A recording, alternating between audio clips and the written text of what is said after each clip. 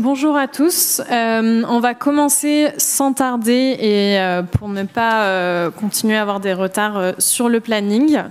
Donc je me présente, Juliette Fropier, je travaille au sein du ministère de la Transition écologique et plus précisément au sein de d'Ecolab, qui est le laboratoire d'innovation du ministère, sur tout ce qui touche à l'intelligence artificielle, à la fois comment on la met au service de la transition écologique, mais aussi comment est-ce qu'on réduit son impact.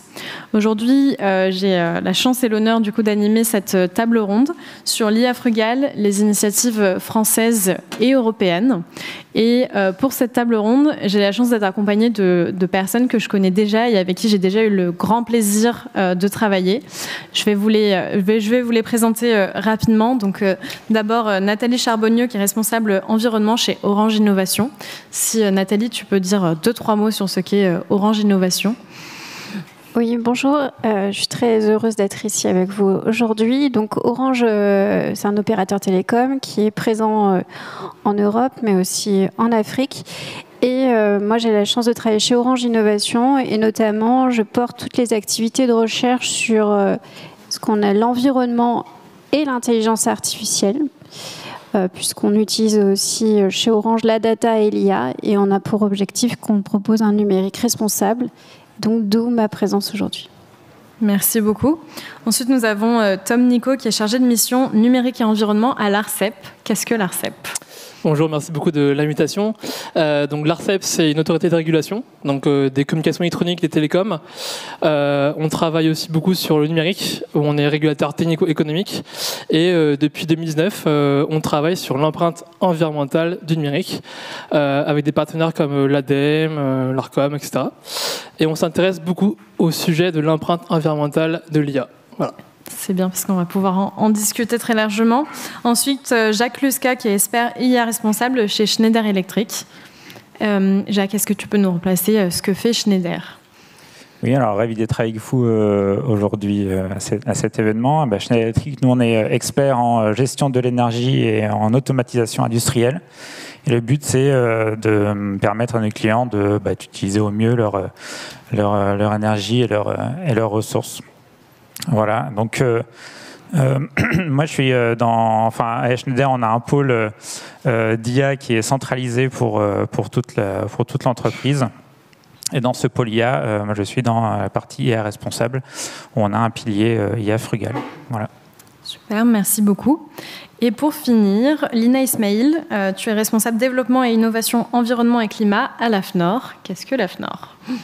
Bonjour à toutes et à tous, merci beaucoup pour l'invitation. Alors l'AFNOR, en quelques mots, donc c'est l'Association française de normalisation. Nous, notre cœur de métier, c'est l'élaboration de référentiels de confiance qui permettent de pouvoir harmoniser des bonnes pratiques, de structurer les marchés, des filières aussi et des écosystèmes. Et donc on a pu travailler en copilotage et sous impulsion du Commissariat général au développement durable sur le référentiel général pour l'IA frugale. Moi, concrètement, je travaille à la coordination des programmes de normalisation sur les enjeux environnement et climat au niveau européen, international et français. Merci beaucoup. Pour introduire cette séquence, je voulais vous donner un peu de contexte sur pourquoi aujourd'hui ces différents intervenants sont réunis autour de la table et comment j'ai eu l'occasion de travailler avec eux. Donc la ministre ce matin a parlé des démonstrateurs d'IA frugale au service de la transition écologique dans les territoires. C'est un appel à projet France 2030 qu'on a porté au sein du ministère et qui visait donc à identifier des expérimentations sur des territoires, sur des thématiques très concrètes de transition écologique, l'identification des fuites d'eau, la réduction des consommations énergétiques, la meilleure connaissance de la biodiversité sur les territoires pour anticiper des aménagements. Et lors de toute la phase finalement de sélection de ces démonstrateurs, d'appel à projet, on avait des attentes très fortes sur l'impact environnemental des systèmes d'IA qui allaient être développés. Et on a notamment demandé à tous les porteurs de projets de remplir un outil qui s'appelle Green Algorithm et qui permet d'estimer a priori la consommation énergétique et l'impact carbone des systèmes d'IA qu'ils allaient développer.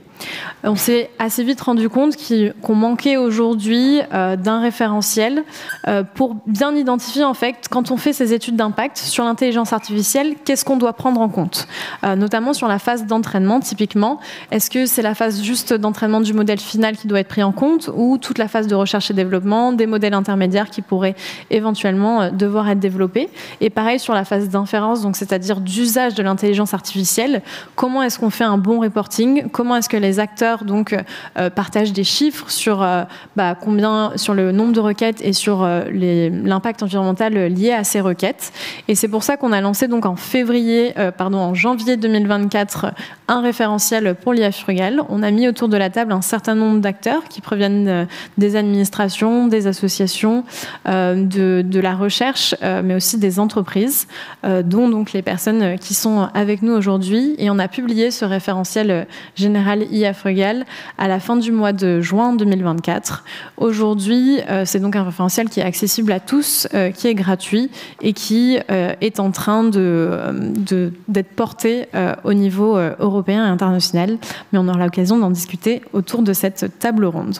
Et pour commencer la table ronde et pour bien poser donc les enjeux, je vais d'abord passer la parole à Tom qui va nous parler des enjeux de numérique responsable, faire un petit pitch pas trop long, 2-3 minutes, sur le numérique responsable et les travaux que l'ARCEP a pu délivrer sur ce sujet. Merci beaucoup Juliette. Déjà, petit sondage pour adapter mon discours. Qui connaît déjà l'étude ADEME-ARCEP sur l'empreinte environnementale du numérique? Levez la main. Bon, moitié-moitié, donc on va quand même donner quelques chiffres. Donc en 2023, donc on a publié une étude donc, sur l'empreinte environnementale du numérique en France. C'était une demande du gouvernement. Donc ce qu'on a fait, c'est qu'on a regardé l'impact en 2020, 2030 et 2050. Ce qui ressort, c'est que le numérique, c'est à peu près 17 millions de tonnes de CO2 équivalent. C'est à peu près 2,5% de l'empreinte carbone en France. Voilà. Et en fait, si on ne fait rien pour limiter l'impact, entre 2020 et 2050, cette empreinte carbone pourrait tripler et la consommation d'énergie pourrait doubler. Donc voilà un peu pour les grands ordres de grandeur. Donc l'idée, c'est que nous, ce qu'on dit, c'est que toutes les parties prenantes du numérique doivent faire un effort, que ce soit les fabricants, les centres de données, les réseaux, etc. Et ce qu'on a vu aussi, c'est que le premier poste d'impact, c'est la fabrication des équipements. Par exemple, les terminaux qui représentent le plus gros impact. C'est à peu près 80% de l'empreinte carbone du numérique. Donc ça veut dire que si vous achetez, par exemple, je sais pas, un smartphone, une télé ou autre, en fait, le gros impact, il est déjà là. Il était durant la fabrication d'équipements. Ce qui est important aussi à avoir en tête, c'est que toutes les briques du numérique, donc j'ai dit donc terminaux, centres de données et réseaux, sont interdépendantes. C'est-à-dire que il y a les services numériques, mais quand on développe un service numérique, que ce soit l'IA ou autre chose, ça va exercer une pression sur ces différentes briques. Ça, c'est vraiment quelque chose qui est important. Outre l'empreinte carbone, on a aussi mené donc, une ACV, donc multicritère. C'est important de ne pas être monocritère pour éviter les transferts d'impact. Et on a vu aussi que l'épuisement des ressources, c'est un facteur hyper important. Donc on va parler IA, donc par exemple aux boissons puces, aux semi-conducteurs, etc. C'est un vrai sujet. Et le levier d'action qu'on a identifié, évidemment, c'est donc c'est s'interroger sur le développement finalement des nouveaux produits, des nouveaux services. Et le premier levier, c'est allonger la durée de vie des équipements. C'est vraiment le premier levier qu'il faut avoir en tête. Et ça passe par deux modes d'action. Un, c'est l'éco-conception.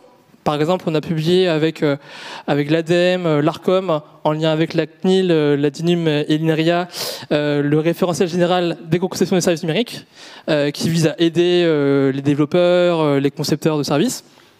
Ça, donc, c'est le premier mode d'action. Et le deuxième, c'est la sobriété numérique. Donc, s'interroger sur les usages, à la fois à travers les modèles d'affaires, par exemple l'économie de l'attention, et aussi tout au long de la chaîne de valeur, donc pour encourager aussi aux bonnes pratiques. Voilà. Donc voilà un peu tous les ordres de grandeur qu'il faut avoir en tête sur le numérique. Merci beaucoup. Juste, tu as mentionné un moment ACV. Est-ce que tu peux préciser ce que c'est? Il y a beaucoup trop d'acronymes dans l'environnement. Éventuellement, si tu as quelques chiffres sur l'IA, on n'en a pas beaucoup, mais ça pourrait permettre de placer le sujet. Pourquoi est-ce qu'aujourd'hui on parle d'impact environnemental de l'IA? Donc ACV, ça veut dire analyse de cycle de vie. Donc c'est une méthode d'évaluation environnementale qui est multi-étape, c'est-à-dire qu'on va s'intéresser à la fabrication, à la distribution, à l'utilisation et à la fin de vie. Donc est-ce que le produit il est recyclé, il est incinéré, etc. Qui est multicomposant, c'est-à-dire qu'on va s'intéresser à vraiment toutes les parties du numérique. Je prends l'exemple d'un terminal, on va regarder le processeur, on va regarder l'écran, etc. Et qui est multicritère. Donc multicritère, il y a 16 indicateurs qui sont référenciés dans le PFCR, donc c'est la méthode d'évaluation de la Commission européenne, que ce soit le carbone, l'épuisement des ressources, la consommation en eau, etc. etc. Et l'IA, par exemple, il y a un chiffre marquant, c'est l'AIE, qui a sorti en janvier 2024 un rapport sur l'électricité et qui a dit qu'entre 2022 et 2026, si on ne fait rien, la tendance c'est plutôt que la consommation d'énergie des centres de données pourrait doubler à cause de l'IA, mais aussi d'autres usages comme les crypto-monnaies, etc., etc. Et donc c'est à ce moment-là qu'on s'est rendu compte que ça avait vraiment un impact sur les centres de données et que on a des stratégies de planification en France, etc. Et on peut se poser des questions sur comment finalement aligner le développement du numérique aux stratégies de planification écologique qu'on mène en France. Merci beaucoup. Pour aussi rajouter sur quelques chiffres sur l'intelligence artificielle qui sont d'ailleurs assez récents. On a Google et Microsoft qui ont récemment fait part dans leurs rapports environnementaux d'augmentation de leur consommation énergétique et de leur impact carbone assez important, notamment pour Microsoft par exemple, c'est plus 30% par rapport à l'année d'avant, donc 2023 par rapport à 2022, et qui pour bien justifier les causes qui sont derrière, on parlait de l'IA et notamment de la massification des usages de l'IA qui sont liés à l'IA générative. Donc, par exemple, quand on utilise tous les jours des moteurs d'IA générative pour poser des questions, en fait, c'est des millions de personnes derrière qui posent ces questions et qui utilisent donc des centres de données, des ressources pour répondre à ces questions. Maintenant, je voudrais passer la parole à Lina parce que donc je vous l'ai dit, on a voulu mettre en place un référentiel pour l'IA frugale. Et pour ça, on s'est associé avec l'AFNOR pour créer une AFNOR Spec. Alors, est-ce que tu peux nous dire quel est l'intérêt finalement d'avoir recours à une AFNOR Spec, d'avoir recours à la normalisation volontaire finalement, et notamment pour un sujet comme celui-ci qui est émergent aujourd'hui? Alors oui, tout à fait, merci pour la question.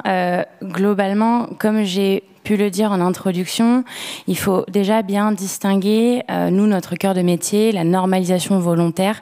On ne vient pas imposer des choses, on vient structurer des approches, des marchés, des filières, des écosystèmes. On vient partager des définitions communes, promouvoir des bonnes pratiques qui peuvent être utiles pour tous les acteurs d'une chaîne de valeur. Une fois que j'ai dit ça, finalement, on se rend compte, on a partagé un constat que, au niveau de l'IA, c'est quelque chose qui s'est lancé très vite, très fort, un petit peu tous azimuts. On a un écosystème très foisonnant, ça va très vite, et les enjeux de l'impact environnemental de l'IA sont vraiment prégnants. Mais on s'est rendu compte que même si la littérature scientifique, académique a commencé à poser des définitions sur les enjeux de sobriété de l'IA, de frugalité également, il n'y avait pas déjà de définition consensuelle, harmonisée au niveau normatif sur qu'est-ce qu'une IA frugale. Donc déjà, le fait de pouvoir lancer un premier travail au niveau français avec l'initiative du référentiel général pour l'IA frugale permettait déjà de pouvoir, au travers des nombreuses contributions et du groupe de travail, de pouvoir déjà poser un cadre terminologique. Se dire, tous les acteurs de l'écosystème IA en France et demain au niveau européen parleront de la même chose lorsqu'on mentionnera le mot IA frugale. Ça, c'est déjà un premier socle, c'est pouvoir partager le même langage. Un autre enjeu, c'est pouvoir travailler sur une méthode qui est robuste, qui est commune à tous les acteurs d'un marché et pouvoir favoriser aussi, d'une part, le côté interopérabilité, mais aussi la comparabilité. On se parle de l'impact environnemental de l'IA. On peut calculer les choses de manière assez hétérogène, mais finalement, ce que porte le référentiel général pour l'IA frugale, c'est aussi une méthode commune qui est basée sur les analyses de cycle de vie, sur les règles de catégorie de produits, sur des méthodes génériques qui sont appliquées aux étapes du cycle de vie d'une IA et qui permettent du coup pour tous les acteurs de la chaîne de valeur et d'un écosystème IA de pouvoir calculer de manière concrète et scientifique, sans greenwashing, l'impact environnemental des systèmes et des services d'IA. Et dernier élément, c'est finalement de pouvoir, au travers donc d'un process d'intelligence collective qui est finalement notre cœur de métier au sein d'AFNOR, le fait de réunir tous les acteurs d'une chaîne de valeur autour d'une table et de pouvoir brainstormer, coécrire, coélaborer des référentiels de confiance, c'est de pouvoir promouvoir des bonnes pratiques. Et ce travail-là qui a été piloté au sein du référentiel général pour l'IA frugale, il est très fort puisque en fait aujourd'hui c'est le premier catalogue, bien sûr non exhaustif, parce que ça va vite et qu'on a vocation à pouvoir mettre ça à jour, à recevoir les retours terrain, etc. Mais c'est déjà une première base de plus de 60 bonnes pratiques, il me semble, qui sont appliquées à différents métiers et à toutes les étapes du cycle de vie d'une IA, qui sont réellement actionnables et opérationnelles. Et donc, ce qu'il faut bien garder en tête, c'est que sur une thématique comme celle de l'IA frugale, le cadre volontaire, il était finalement assez adapté puisque c'est une thématique en structuration. On a des acteurs qui sont en lead, d'autres acteurs qu'on peut embarquer finalement au travers de ces travaux-là et finalement au travers d'un collectif de travail, pouvoir tirer vers le haut finalement tout un écosystème, au travers du coup d'enjeux terminologiques, de méthodes de calcul et de bonnes pratiques associées. Et peut-être pour conclure, un dernier élément, c'est le cadre volontaire, il est aussi là pour permettre aux entreprises et aux acteurs d'un écosystème d'être outillés opérationnellement. Et c'est réellement ce que fait le référentiel général pour l'IA frugale. Et aussi, il peut arriver en complémentarité à des stratégies qui sont portées au niveau gouvernement, des politiques publiques, etc. Où finalement, nous, on a vraiment la posture, côté normalisation volontaire, de droit souple. C'est-à-dire qu'on se substitue pas à la réglementation, mais souvent la loi va dire quoi faire, quel objectif atteindre. Nous, on va arriver avec des référentiels méthodologiques qui sont robustes et éprouvés pour dire comment faire, vraiment en complémentarité. Super, merci. Du coup, on a posé le cadre. Pourquoi est-ce qu'on parle d'impact environnemental de l'IA? Pourquoi est-ce qu'on a voulu avoir recours à la normalisation volontaire? Passons maintenant au concret, finalement au quotidien des entreprises. Et du coup, Jacques et Nathalie, je voulais vous poser la question de pourquoi l'IA frugale, c'est un enjeu stratégique pour vos entreprises. Peut-être en commençant par Nathalie pour Orange. Pourquoi est-ce que c'est un enjeu stratégique aujourd'hui? Alors, toutes les entreprises vont être... le mot a été prononcé, c'était la CSRD. On a grandes entreprises sont soumises à des obligations réglementaires, donc la CSRD, donc ils disent quoi est-ce qu'on doit faire, et après il y a le comment peut-être qui répond à ce que tu disais. Et également, Orange a été l'une des premières entreprises à proposer sa charte IA éthique en avance de phase et intègre dans ses pétales l'environnement pour être justement proactive, pour proposer un IA responsable. Donc c'est vraiment dans l'ADN de l'entreprise de proposer une IA responsable. Très tôt, on s'est positionné sur ce sujet. Également, je dirais que pour être une entreprise qui est écoutée sur le marché et qui évolue avec ses parties prenantes, on se doit d'être exemplaire. Donc pour y répondre, en fait, finalement, c'est vraiment répondre à des enjeux réglementaires, à des enjeux d'entreprise et proposer des solutions concrètes à nos dirigeants, à ceux qui font concrètement tous les jours et à ceux qui pilotent des moyens pour piloter son IA frugale.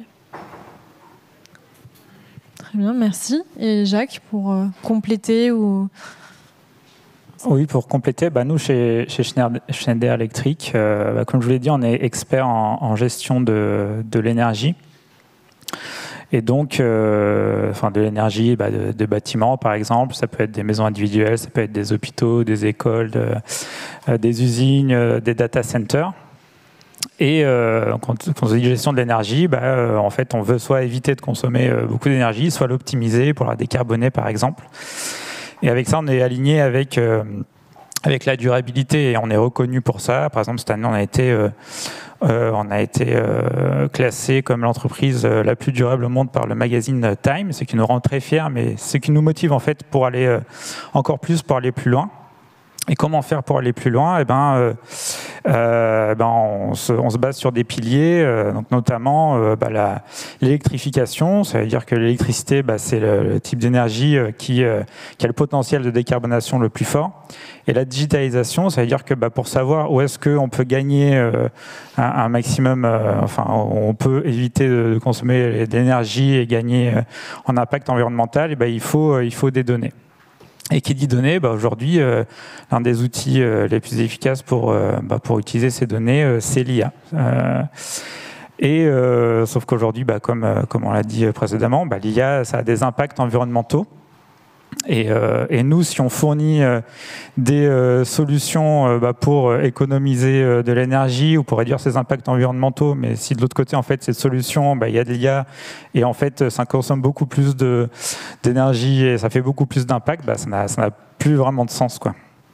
Et donc c'est pour ça que chez nous, c'est vraiment notre raison d'être de nous impliquer et d'avoir l'IA Frugal comme enjeu fort à Schneider Electric.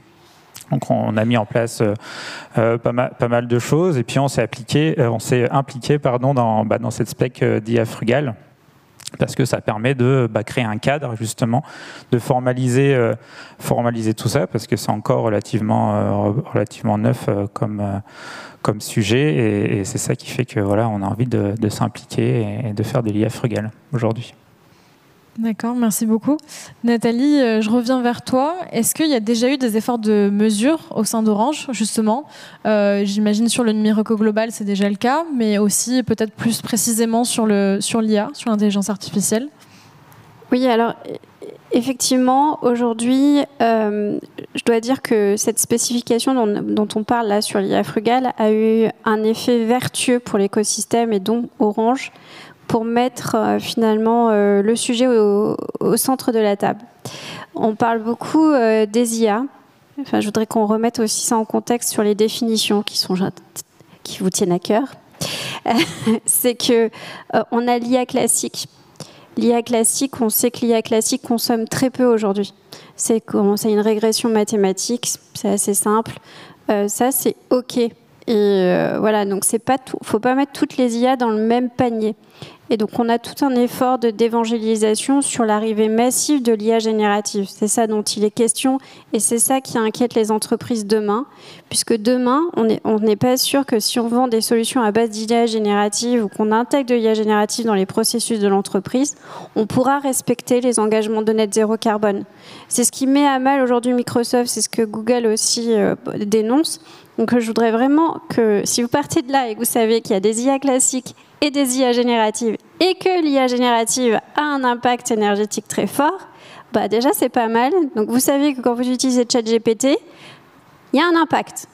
Et plus vous utilisez le gros modèle, plus il y aura d'impact. Donc il faut vraiment avoir conscience que derrière c'est pas neutre. Il y a une vraie empreinte, que disait Tom au départ, matérielle, que ce soit à travers les devices ou les data centers, qui sont nécessaires derrière à faire tourner les modèles. Donc chez Orange, on fait beaucoup de pédagogie sur déjà ces deux points dont je viens de parler. Et on a mis en place, grâce à l'aspect d'IA Frugal, le pilotage des carbones des projets à base d'IA. Aujourd'hui, il y a énormément de projets à base d'IA sur une grande entreprise comme la nôtre. On ne pourra pas tout piloter. Par contre, on fait des tris en prenant ce premier critère. Est-ce que tu fais de l'IA générative? Et est-ce que tu as configuré autre chose que l'IA générative pour répondre à ton besoin? C'est là la frugalité. C'est là, pour moi, c'était vraiment le truc le plus important de la spec. C'est qu'on a fait la différence entre l'efficience et la frugalité. On a toujours vu que dans le numérique, plus on était dans l'efficience, plus derrière, il y avait des usages. C'est pas parce qu'on a un système beaucoup plus efficace qu'on réduit l'empreinte environnementale. On gagne sur le plan financier, on gagne un petit peu sur le carbone, mais à long terme, c'est pas vrai. Donc la frugalité, c'est réfléchir, finalement, c'est les questions que je pose tous les jours, c'est est-ce que tu as fait au minimum? Est-ce que tu as consommé moins, mais beaucoup mieux? Et ça, c'est vraiment les deux trucs importants à avoir en tête, et c'est les pilotages qu'on fait concrètement aujourd'hui chez Orange. Merci beaucoup. Effectivement, et tu l'as bien dit dans le référentiel IA Frugal, on a une première partie sur la terminologie et on fait bien la différence entre l'efficience et la frugalité, où l'efficience, c'est faire la même chose en espérant toujours le même niveau de résultat, mais en essayant, avec ce même niveau de résultat, de diminuer nos consommations. Mais au final, ça peut, en ayant quelques gains d'efficacité, ça peut avoir des effets rebonds qui nous poussent à avoir toujours plus recours à des IA génératives notamment. La frugalité, c'est vraiment poser la question du besoin, des usages, et se dire, le premier critère finalement d'une IA frugale, c'est d'avoir bien posé la question, est-ce que j'ai besoin d'IA ou non? Est-ce qu'il y a d'autres technologies moins consommatrices qui peuvent répondre à mon besoin? Et si c'est le cas, bien avoir pensé du coup le modèle le plus simple, le moins complexe, qui finalement nécessite le moins d'énergie possible. Maintenant, Jacques, est-ce que au sein de Schneider Electric, du coup, vous avez mis en place quelques bonnes pratiques au sein de l'entreprise par rapport à ça, peut-être sur des cas d'usage particuliers, sur du coup la réduction de l'impact environnemental pour ces cas d'usage? Eh ben oui, on a mis en place quelques bonnes pratiques. Je vais rebondir sur ce que vient d'évoquer Nathalie. C'est qu'il y a vraiment différents types d'IA et les impacts environnementaux sont très, très différents, quoi. L'IA générative et les modèles de vision par ordinateur sont vraiment les types de modèles qui consomment le plus. Et donc nous, pour illustrer ça, eh ben, on a fait une analyse en cycle de vie, justement, comme l'a évoqué Tom, sur plusieurs cas d'usage. Peut-être je vais parler d'un cas d'usage en particulier, qui est le cas de la microgrid. Alors, une microgrid, c'est un réseau électrique, énergétique qui peut être autonome. On peut prendre l'exemple, par exemple, d'un bâtiment qui est connecté au réseau comme tous les bâtiments. Par contre, il y a des panneaux photovoltaïques sur le toit. Il y a un système de stockage d'énergie sous forme de batterie dans ce bâtiment. Et vous vous demandez que fait l'IA dans tout ça? L'IA, en fait, elle va servir à deux choses. La première, c'est à prévoir quelle va être l'utilisation, le besoin énergétique du bâtiment, par exemple dans les prochaines 24 heures, et aussi prévoir quelle est la génération d'énergie, par exemple des panneaux photovoltaïques. Et une fois qu'on a ces prévisions, comment on optimise l'énergie de ce bâtiment? Quand est-ce qu'on prend l'énergie directement des panneaux photovoltaïques? Quand est-ce qu'on stocke l'énergie dans les batteries? Quand est-ce qu'on prend l'énergie du réseau directement? Et ce qu'on a fait, c'est qu'on a fait une étude sur quelques centaines de bâtiments, avec des types de bâtiments différents, dans des géographies différentes, mais aussi dans des pays qui ont une tarification énergétique aussi différente. Et ce qu'on a regardé, déjà, c'est quel est le gain, par exemple en carbone, de faire une microgrid par rapport à un bâtiment qui n'a pas de microgrid. Et on a vu qu'en moyenne, on gagne entre 100 et 110 tonnes de CO2 équivalent par an. Et après, on s'est dit, oui, sauf que là, on ajoute des panneaux photovoltaïques, on ajoute des batteries, on ajoute des petits microcontrôleurs pour avoir toutes les données de ce bâtiment. Et ça aussi, il y a un coût pour environnemental tout au long de la cycle de vie, pour la production notamment. Et là, on s'est aperçu que ça fait 10 tonnes de CO2 équivalent par an, donc à peu près 10% des économies qu'on fait en carbone. Et après, bien sûr, il y a le software avec les modèles d'IA. Et là, il faut savoir qu'en fait, on prend, pour faire fonctionner cette microgrid, on prend des données toutes les 15 minutes. On les envoie sur le cloud, on fait les inférences et puis on envoie le résultat pour gérer l'énergie du bâtiment. Et là, quand on fait l'ACV sur cette partie-là, et bien en fait, on s'aperçoit que l'impact carbone, c'est 100 kilos CO2 équivalent par an. C'est-à-dire que c'est 0,1% de ce qu'on arrive à gagner. Donc ce type d'IA, comme ça a été évoqué, c'est vraiment négligeable. On a fait ces études pour différents cas, pour des cas de CVC, donc c'est chauffage ventilation, climatisation pour par exemple des écoles en Suède, pour d'autres cas. Et en fait, même en incluant le hardware et le software et l'IA, par rapport à ce qu'on gagne, c'est maximum 20%, quoi. Généralement, c'est toujours entre 10 et 5%. Et ça nous permet vraiment d'avoir tout l'impact pas que de l'IA, mais de toute la solution. Donc là, on peut utiliser l'IA pour économiser de l'énergie, économiser du carbone. D'accord. Donc avec cette analyse coût-bénéfice, vous avez confirmé finalement l'intérêt d'utiliser l'IA pour ce cas d'usage. Ok. Je vais revenir vers toi, Tom, pour aller peut-être un peu sur le sujet des données. Donc pour calculer cet impact environnemental de l'IA, on a besoin de beaucoup de données, pas toujours si facilement accessibles.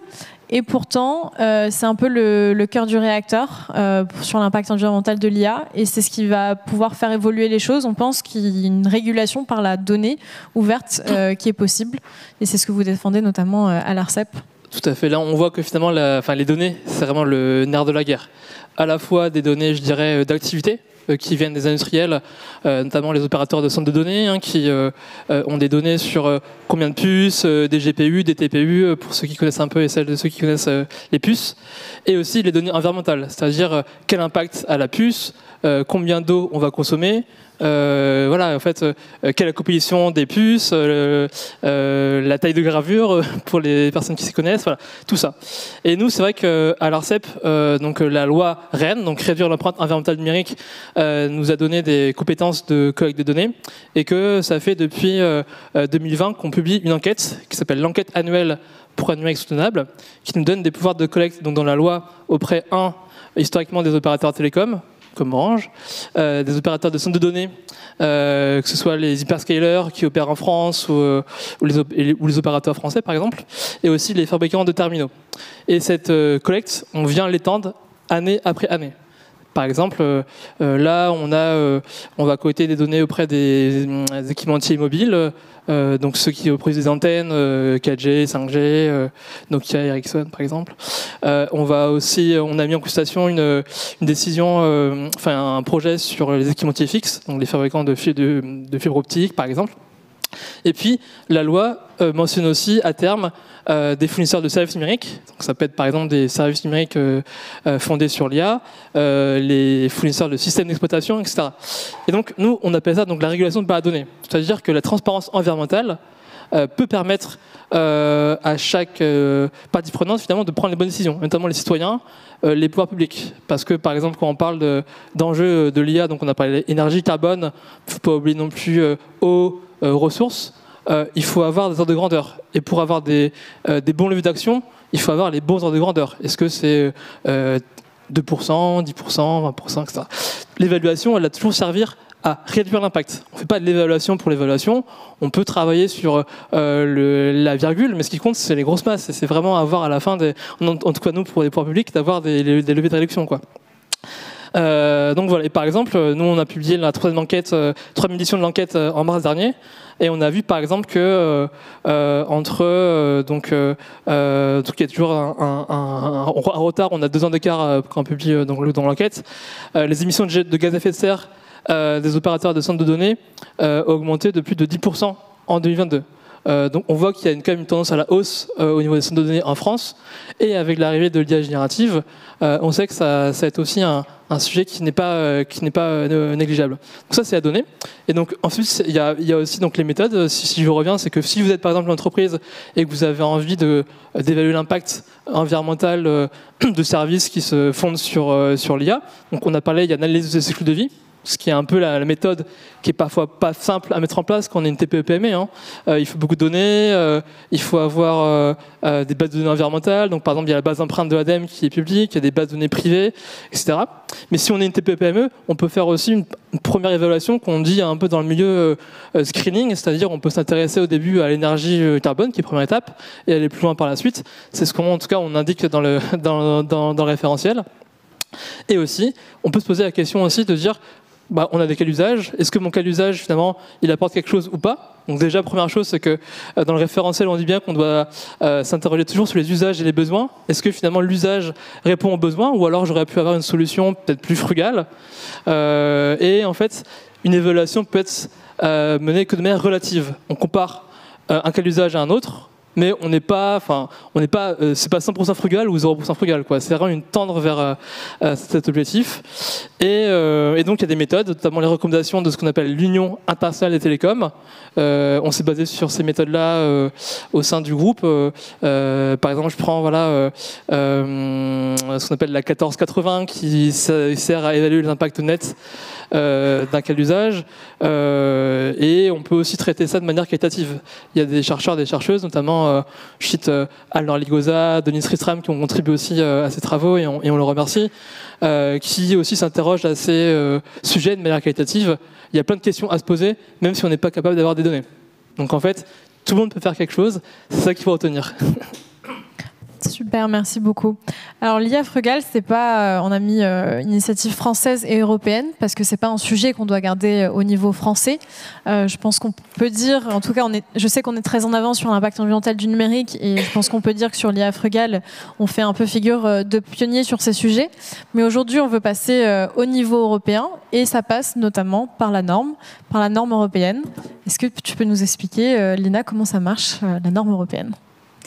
Alors, effectivement, nous, chez AFNOR, notre ambition, notre mission, c'est de pouvoir accompagner les acteurs français aussi au niveau international et européen en termes de développement, de positionnement sur les marchés, etc.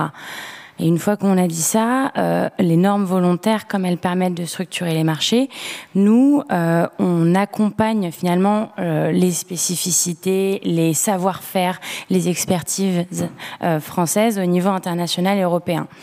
On a des comités de normalisation au niveau européen et international. Ce qu'il faut avoir en tête, effectivement, Juliette, tu le dis, le sujet IA, il est pris en compte de manière mondiale aujourd'hui, et ça se retranscrit en fait en normalisation, puisque les normes volontaires, vous devez connaître potentiellement les normes ISO, etc. Les normes volontaires, elles sont à 90% européennes et internationales. C'est la mondialisation, le monde globalisé, etc. Donc en fait, on s'est rendu compte avec les différents acteurs du référentiel général pour l'IA frugale qu'il y a une place à prendre.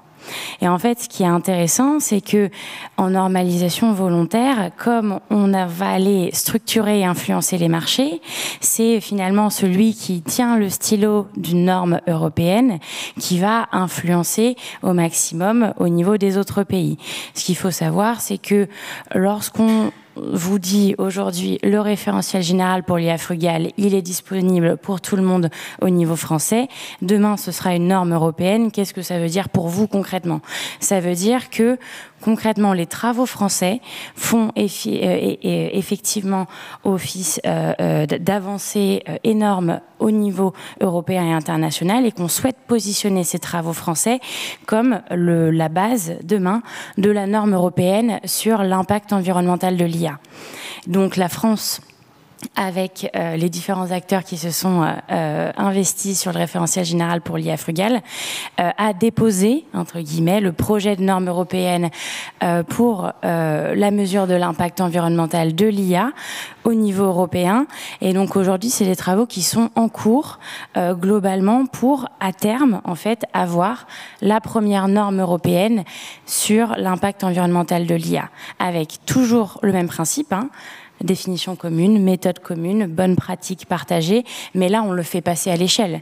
Et finalement, ce qui est intéressant, c'est que les spécificités, les expertises, les savoir-faire français, en fait, on les positionne en tant que définition concrètement et référence européenne et potentiellement après-demain internationale également.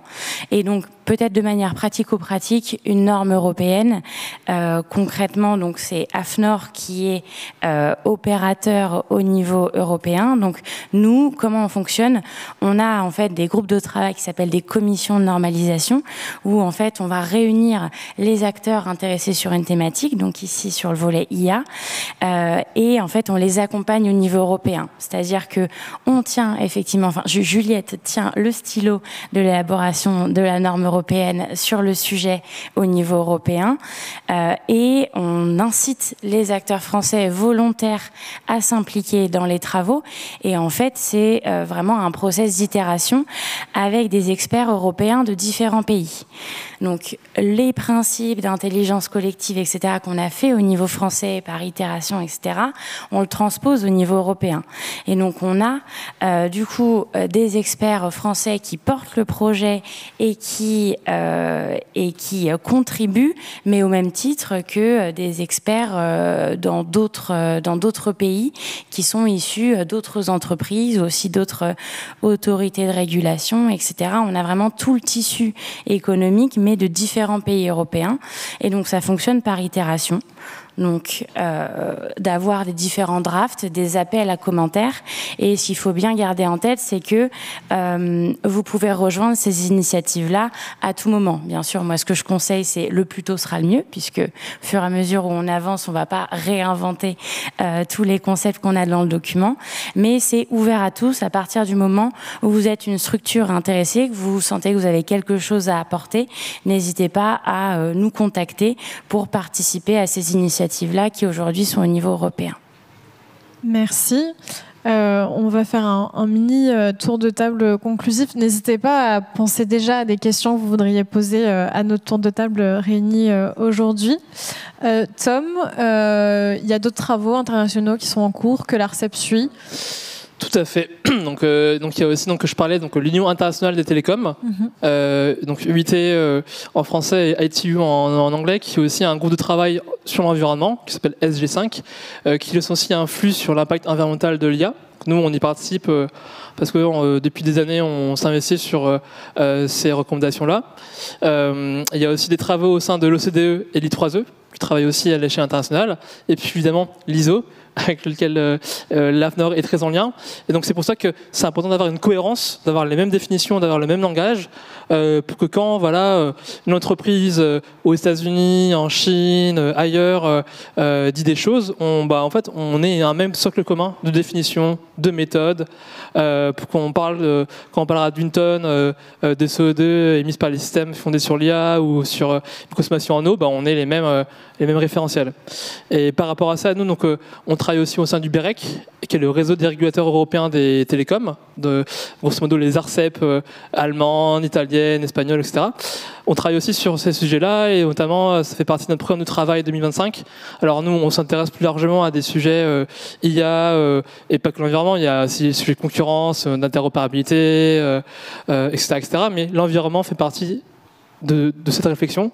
Et au sein de l'ARCEP, on co-préside le groupe Sustainability, donc le groupe environnement, au sein du BEREC. Et on était à l'origine de sa création. Et il faut avoir en tête qu'en France, on sait que le numérique a une métallité, mais que c'est assez récent finalement. C'est apparu, il y a eu pas mal de rapports, soit le Shift, Green notre rapport, mais c'est à partir de l'année 2020, et dans tous les pays européens, c'est pas forcément le cas. Donc il faut aussi avoir en tête qu'il y a un effort de sensibilisation, d'acculturation, pour avoir les mêmes langages communs, de redéfinir tous les termes. Donc c'est pour ça que le travail de l'AFNOR, d'Ecolab est précieux, pour qu'aussi on défende une position française sur ces sujets-là. Et je pense que parmi les pays européens, même mondiaux, on est assez avancé. Par exemple, nous, on travaille beaucoup avec l'OCDE ou la Banque mondiale, et la Banque mondiale, sur le sujet de la qualité des données, dit que la France est bien en avance, et a salué les efforts de la France à ce sujet, quoi. Donc voilà. Super. Nathalie, Jacques, les challenges qui sont là aujourd'hui et que vous anticipez sur le futur, sur l'intelligence artificielle et son impact, comme vous voulez. Je peux commencer. Aujourd'hui, le gros challenge, c'est, en tout cas chez nous, c'est de faire de l'IA frugale à l'échelle. Donc, on a une organisation qui est vraiment centralisée sur l'IA. Et tous les cas d'usage passent par cette organisation. On a fait des cas d'études, notamment sur ce que je viens de présenter précédemment, sur certains cas d'usage. Aujourd'hui, ce qu'on cherche à faire, c'est de faire ça, mais sur tous nos cas d'usage. Alors c'est là où les difficultés, les plus grosses difficultés arrivent, parce que on a des cas d'usage qui sont vraiment, il y a une grande diversité en termes de type de modèle, en termes d'architecture aussi, parce que parfois on est sur le cloud, parfois on est directement sur site chez le client, parfois on est même directement dans les produits qu'on vend. Et ça nous permet, d'ailleurs, on a fait... pour mettre un modèle, on a mis un modèle de vision assisté par ordinateur dans un petit capteur infrarouge pour compter le nombre de personnes qu'il y a dans une salle, pour voir si est-ce qu'on met plus de ventilation, moins de ventilation. Et on fait tenir ça sur un microcontrôleur. Donc là, on a vraiment dû réduire les modèles de vision et pour les faire rentrer. Et ça aussi, après, cette expertise, on peut l'appliquer pour mettre de la frugalité dans nos offres. Donc je pense que la première difficulté, c'est la mise à l'échelle, mais on y travaille. La deuxième, c'est finalement avoir toutes les données pour pouvoir faire une analyse plus poussée. Donc aujourd'hui, on a fait une ACV sur l'énergie et le carbone. Pourquoi ? Parce que c'est le plus simple, c'est là où il y a le plus de données, et c'est là où c'est le plus accessible. Mais demain, si on veut aussi mesurer quel est l'impact sur l'eau, quel est l'impact sur les matériaux utilisés, il faut qu'on ait plus de données. Et vu qu'on a différentes architectures, c'est toujours à chaque fois des données aussi différentes qu'on doit prendre en compte. Et c'est là, c'est là où il y a la difficulté aujourd'hui, quoi. Nathalie, tu partages exactement les mêmes challenges? Il y en a d'autres en plus, peut-être? Oui, alors moi je partage vraiment le passage à l'échelle. C'est le sujet du moment que je suis en train de vivre qui fait qu'on est quand même... Moi, je ressens ça. Alors peut-être que les autres entreprises, c'est pas le cas, mais c'est extrêmement manuel aujourd'hui, le calcul d'empreinte environnementale. Et donc, on peut, si vous avez 1000 projets qui arrivent devant vous et que vous êtes 2 à le faire, il y a un moment, c'est compliqué. Donc, il y a quand même cette mise à l'échelle, et je pense que le screening dont parlait Tom au début va nous aider au début. Et j'espère qu'on va arriver à de l'évaluation poussée multicritères. Et pour des questions de priorisation, aujourd'hui, on s'est attaché à faire sur le carbone dans cette volonté d'agir rapidement. Le second challenge, et ça fait partie d'un objet de recherche qu'on veut mener l'année prochaine, c'est le compromis. Quand on parle à des leaders, quand on parle à des data scientists ou quand on parle à des responsables de projet, il y a énormément d'injonctions contradictoires. Quand on leur dit d'un côté, il faut que tu respectes tes enjeux environnementaux, et de l'autre côté, on va te demander de faire plus de business. Je trouve que c'était très bien illustré par la directrice de la tribune. On ne va plus être objectivé seulement sur ces enjeux économiques, mais aussi sur le social et sur l'environnemental. Et on n'est pas forcément prêt pour ça. Donc c'est comment on accompagne en fait dans la transformation de l'entreprise à faire ce compromis et à trouver le bon compromis avec 2 critères ou des critères qui ne sont pas forcément naturels ensemble, jusqu'à présent dans le monde de l'entreprise en tout cas. Super, merci à tous les 4. Est-ce qu'il y a des questions dans la salle? C'est le moment. Vous voulez quand même... oui, une question, il y a un micro qui arrive. Ah, prends la question derrière et après la question devant. Merci beaucoup. Bonjour, Quentin Panisso. Je dirige un petit cabinet de conseil qui travaille sur les sujets de numérique et IA responsable. Ma question, d'abord, merci pour tout le travail que vous avez fait et vos interventions sur le référentiel IA frugal. Ma question, c'est maintenant pour la suite, au-delà du passage à l'échelle européenne, comment vous envisagez de le faire atterrir chez les fournisseurs de solutions, chez les donneurs d'ordre? Est-ce que ça va passer par en faire un critère dans la commande publique, par exemple? Est-ce que ça va passer par des obligations réglementaires, des incitations, peut-être? Voilà, je sais que je vais un peu vite par rapport au calendrier déjà existant et qu'il y a déjà un bon travail qui a été fait, mais l'IA va vite aussi. Et nous, on essaye de le pousser chez nos clients, mais ça ne suffit pas, la bonne volonté pour l'instant. Merci. Je commence, et si d'autres personnes autour de la table veulent compléter, avec grand plaisir. Effectivement, on identifie qu'aujourd'hui, l'IA va très vite, vous l'avez dit, il faut qu'on aille aussi très vite. C'est pas facile de suivre ça. Rien que suivre avec des méthodologies d'impact environnemental qui soient à jour des technologies employées, c'est très compliqué. Maintenant, je dirais le premier travail qu'on voit aujourd'hui pour la puissance publique, pour toutes les administrations finalement, c'est faire connaître cet impact, le mettre au cœur des débats. Je pense qu'aujourd'hui, on a quand même un grand nombre d'acteurs du numérique qui ont des discours qui sous-estiment finalement cet impact, ou en tout cas qui le mettent pas comme un enjeu prioritaire et principal. Donc ça, finalement, occuper le débat public sur ce sujet-là, c'est un premier aspect. Et le deuxième aspect, effectivement, c'est faire bouger cet écosystème, faire bouger les acteurs avec des incitations que nous, on peut faire. Donc, vous avez cité la commande publique, c'est un levier. On a déjà, effectivement, dans les appels d'offres, des attentes qui peuvent être fortes sur le calcul. On l'a dit, c'était le cas notamment pour un appel à projet démonstrateur d'IA Frugal pour la transition écologique dans les territoires. Mais ça a été le cas aussi plus récemment, et je pense que c'était très important sur l'appel à projet, accélérer les usages de l'IA générative dans l'économie, qui était un gros appel à projet, notamment poussé par le ministère de l'économie, opéré par BPI France. On va avoir beaucoup de projets IA générative qui vont être financés. Tous ces projets qui sont venus, ils ont dû faire une évaluation via Green Algorithm de leur consommation énergétique et de leur impact carbone. Donc c'est les appels à projets, c'est la commande publique avec davantage de critères, davantage d'intentes sur la mesure. Ça peut aussi donc être la mise à disposition de méthodologies, d'outils de mesure. On est en train de travailler sur la mise à niveau de Green Algorithm pour qu'il utilise tout ce qui a été fait dans le référentiel IA Frugal pour être du coup plus facilement utilisable, plus compréhensible par les acteurs, et qu'ensuite sur de futurs appels à projets, on puisse du coup utiliser cette nouvelle version vers les acteurs économiques. Voilà, je ne sais pas si d'autres... Non, c'est très bien. La deuxième question. Merci beaucoup. Merci. Donc Jonathan Breton, je suis Googler, mais je suis là à titre personnel. Je travaille chez Google. J'avais une question plus pour Lina, je pense. Donc l'IA peut aider à dépolluer, on l'a vu, elle pollue aussi. Elle a aussi beaucoup d'impacts sociétaux. Est-ce que c'est des choses qui rentrent en ligne de compte lorsqu'on fait des normes ? Et est-ce qu'on ne peut pas penser à des stratégies d'évitement de l'usage de l'IA sur certains services ? Là, vous me dites qu'il y a beaucoup de projets qui vont arriver avec de l'IA générative dont on sait qu'elle est très polluante. Est-ce qu'on réfléchit à ce genre de choses ? Est-ce que l'IA est forcément utile partout ? Est-ce qu'on peut normer son usage ? Alors effectivement, c'est ce qui est traité dans le référentiel général pour l'IA Frugal. C'est vraiment de pouvoir questionner les objectifs et les besoins. Et finalement, comme ça a été évoqué, c'est est-ce que on a vraiment besoin d'une IA, qu'elle soit générative ou non, pour traiter un besoin qui est identifié.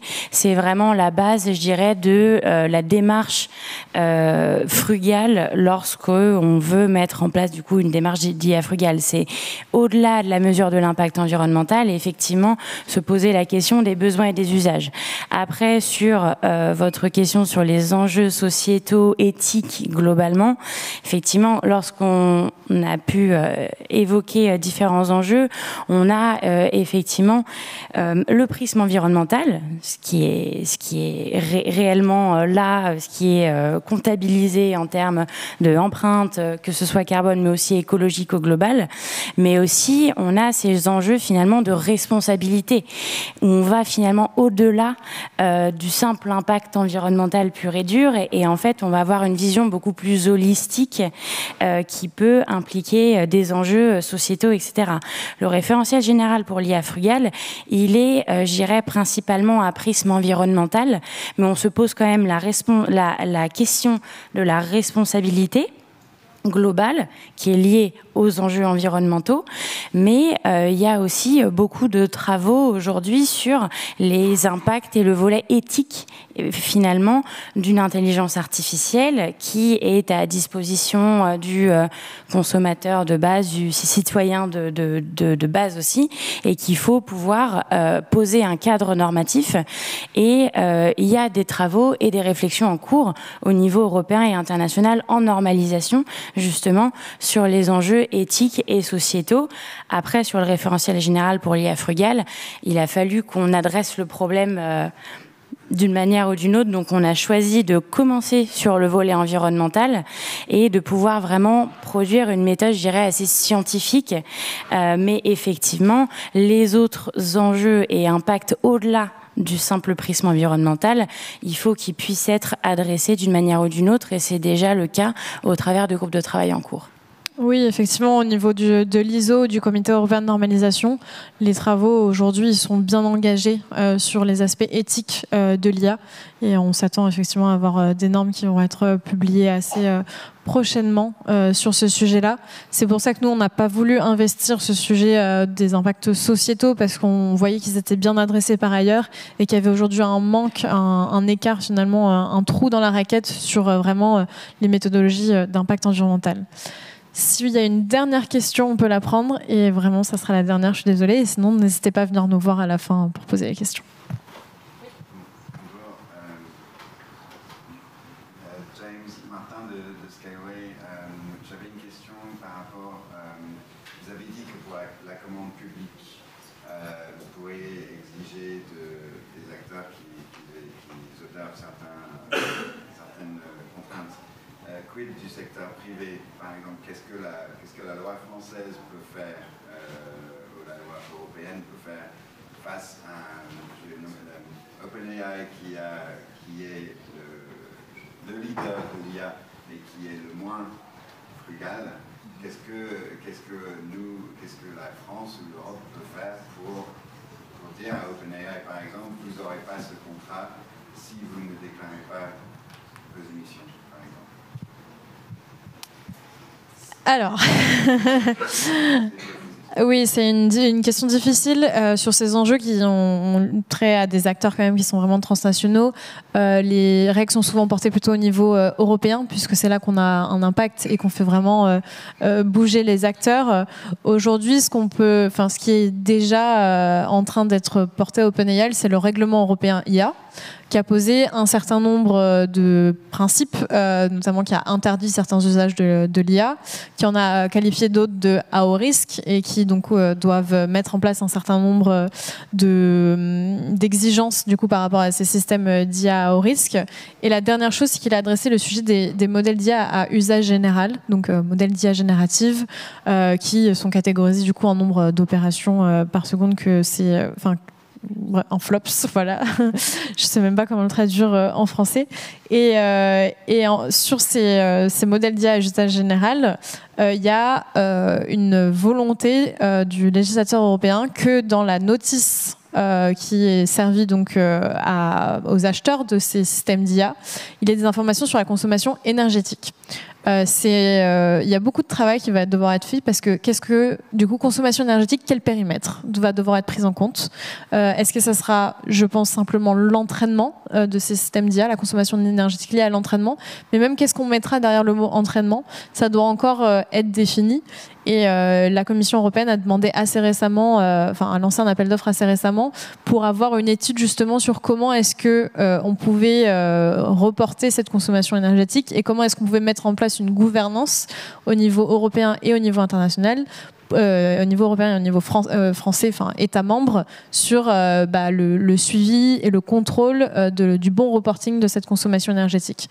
Donc les choses sont en train de s'écrire. Je pense plutôt au niveau européen, on peut avoir de l'influence sur OpenAI via un partage de chiffres, et après on espère que ça sera des arguments que les différents GAFAM, donc les différentes grandes entreprises du service numérique, quand on verra des données qui sont partagées par certains, vont vouloir elles aussi partager des données, et que la différenciation se fera. Aujourd'hui, par exemple, sur les derniers grands modèles qui ont été publiés par Meta, ils ont publié des informations sur l'impact carbone de leur modèle. Et donc peut-être qu'un jour, on ira tout un chacun aller voir ces informations, et on choisira quel service on utilisera plutôt qu'un autre en fonction de ces informations. Peut-être très rapidement, nous à l'ARCEP, notre présidente a appelé à une responsabilisation environnementale des grands fournisseurs. Je pense qu'on peut aussi s'inspirer de ce qui a été fait à l'échelle européenne sur d'autres sujets, par exemple avec le DMA, le Digital Market Act. Et voilà, donc des réflexions sont en cours, et ça se passe effectivement à l'échelle européenne. Voilà, il ne me reste plus qu'à remercier très chaleureusement nos différents intervenants autour de cette table ronde.